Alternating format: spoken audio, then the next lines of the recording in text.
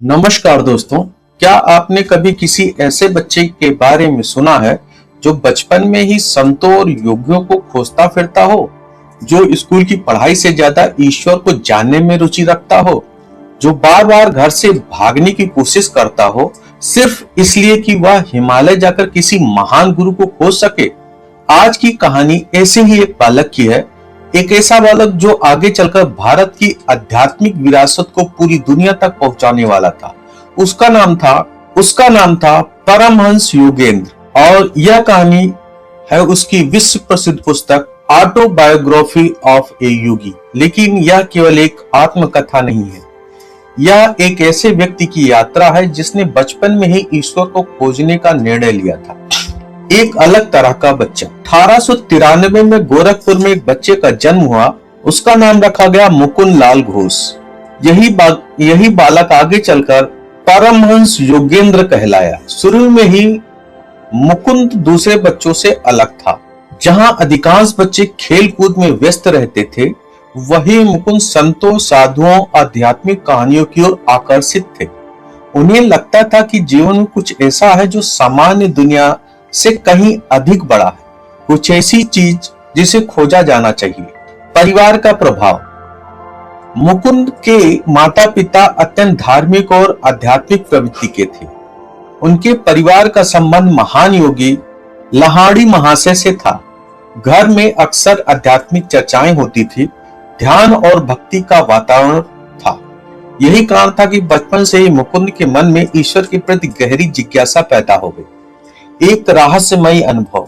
योगेंद्र अपनी पुस्तक में बताते हैं कि बचपन में उन्हें कई बार ऐसे अनुभव हुए जिन्हें वे सामान्य नहीं मानते थे।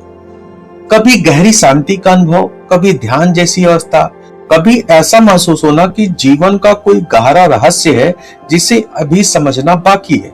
इन अनुभवों ने उनके भीतर एक आग जला दी, ईश्वर को जानने की आग। संतों की खोज। जैसे जैसे मुकुंद बड़े हुए, उनकी यह इच्छा और मजबूत होती गई। वे अक्सर संतों और साधुओं के बारे में सुनते और उनसे मिलने की कोशिश करते। उन्हें लगता था कि कहीं न कहीं कोई ऐसा गुरु अवश्य है जो उन्हें सत्य तक पहुंचने का मार्ग दिखाए। हिमालय का सपना। मुकुंद का सबसे बड़ा सपना था हिमालय जाना। उनका विश्वास था कि हिमालय में महान योगी रहते हैं जो ईश्वर के रहस्यों को जानते हैं। कई बार उन्होंने घर से भागने की योजना बनाई, कई बार वे सचमुच निकल भी पड़े, लेकिन हर बार परिस्थितियां उन्हें वापस घर ले आई। एक असफल भागने की योजना।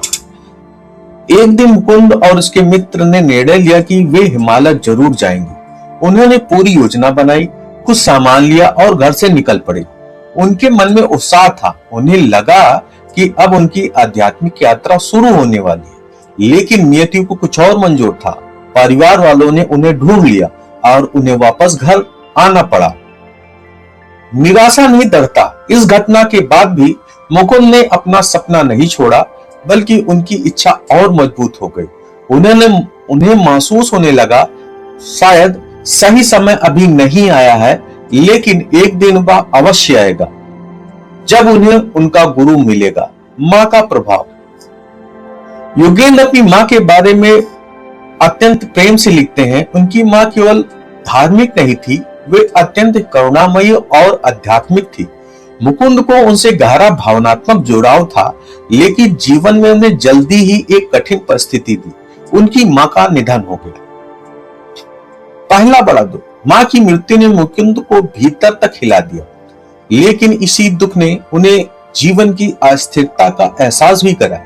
उन्हें महसूस हुआ कि संसार की हर चीज अस्थायी है। यदि कोई चीज स्थायी है तो वह आध्यात्मिक सत्य है।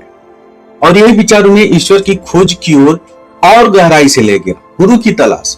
अब मुकुंद का पूरा ध्यान एक ही लक्ष्य पर था, अपने गुरु को खोजना।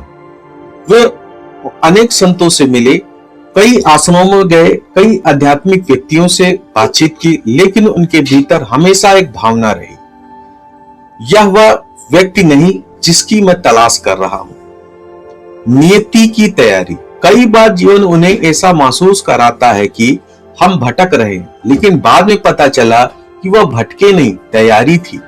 मुकुंद के साथ कुछ ऐसा ही हो रहा था।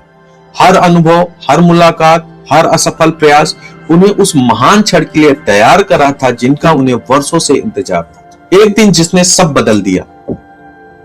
फिर एक दिन सड़क पर चलते हुए मुकुंद ने एक ऐसे व्यक्ति को देखा जिसे देखते ही उनके भीतर कुछ बदल गया।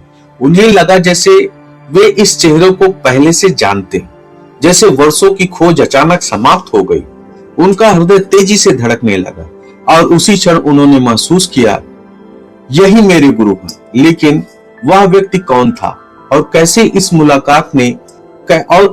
मुलाकात ने योगेंद्र की पूरी जिंदगी बदल दी।